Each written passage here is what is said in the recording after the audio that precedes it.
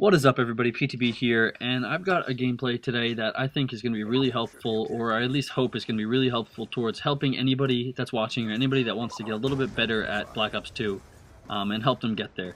Basically, what I'm going to be talking about in this video is the perfect class setup for doing well, just general overall. I'm just going to name some very specific attachments, perks, and things to use on your class that I can guarantee will make you do well and get good gameplays. Not necessarily a lot of kills. This is a good example of one of my better gameplays with getting a lot of kills, but this is not at all what yours has to be like. I'm just going to be talking about anything you can do to constantly do well, go positive, and win games. You don't have to be putting up crazy kill streaks. You don't have to be getting swarms or warships. You just have to be winning and going positive and doing well. And that's what I'm going to help you out with this video today. So let's jump right into it. Primary weapon. A lot of people are going to go a lot of different ways with this, but I think it's pretty obvious to anybody, no matter who you're going to ask. If you want to do well consistently with one gun, you're going to end up using a submachine gun.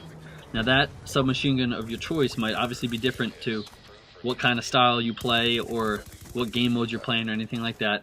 But again, this is just an overall, if you had to pick one gun and then one of each perk or whatever, or one setup overall to use, this is what it's going to be. And if you have to go with one gun, I would hope that everybody that plays this game is going to say the PDW.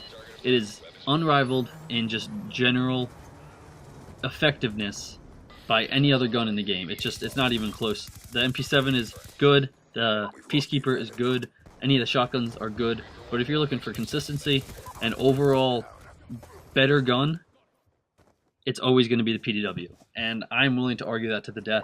If anybody has a differing opinion, please comment with it. Actually, I'd like to hear if you have a differing opinion, what it is and why. But I think it's a blatant, obvious fact that the PDW is the best gun in this game, and that's why for this class that I'm about to explain, we're going to go with the PDW. Now, you obviously just can't throw a PDW on any class and run into a game and expect to do well. It comes down a lot to also the attachments that you're going to use on that gun. Now, this is a submachine gun, so I would hope that anybody using a submachine gun is going to be moving generally faster than they would with any other gun across the map, kind of like a shotgun. You're going to be constantly moving, and you're going to be constantly getting kills and constantly near the enemy. And for that reason, you're going to need a suppressor. That is the first attachment I always put on a gun on a class like this, and that is the one that you always should have. It can differ a little bit for other attachments for your second attachment, but you should always have a suppressor.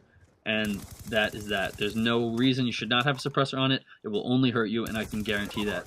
That will even show in this gameplay. It saves my life multiple times by being able to shoot from behind them and they not knowing where you are. That's a pretty embarrassing kill right there. Alright, moving on. The second attachment that you're going to put, I don't have primary weapon greed on this class. I would not recommend that. That's a waste of 2 slots in the end, basically. And it's just unneeded. So you're going to go with just the plain 2 attachments that you can have on this gun. And the second attachment that you are going to use is a choice. Again, depending on the gameplay, the game type that I'm playing, will switch this up a little bit. But you are going to either want a grip, a fast mag, or a stock. In this game, I have a fast mag because I'm moving very fast, and it caters obviously towards a faster gameplay. Because though the clip is large, you're obviously going to be running out, and you're going to have to reload quickly in a lot of situations. So that's why I went with that. Now, the stock also caters towards that same kind of gameplay, because the stock, what it does, in case you don't know, because a lot of people surprisingly don't use stocks on submachine guns, is when you're aiming down the sights, it lets you move faster while aiming down the sights, and it is significant. It's not like a slight increase in speed. You move probably about as fast as you walk normally while aiming down the sights with a grip, or excuse me, with a stock. Now, the grip is the last attachment that you might want to use, but this is probably my least recommended one.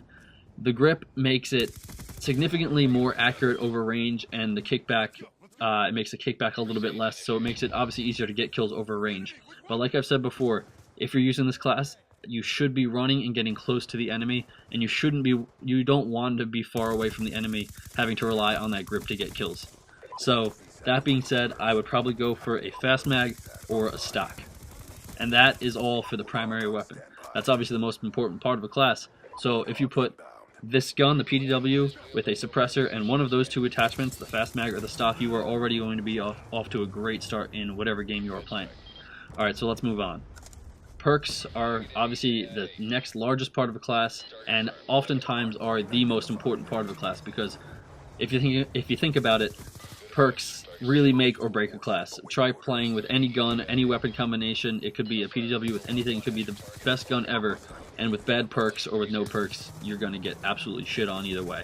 So perks are very important and very vital to the structure of this class.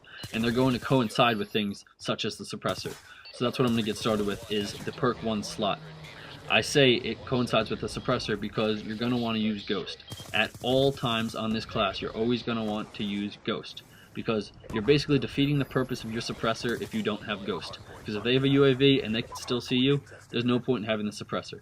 However, if you do have that suppressor and you have Ghost on, you can get behind them, you can shoot them, you can kill them, and you can constantly do that without being seen by any means other than them actually seeing you with their eyes.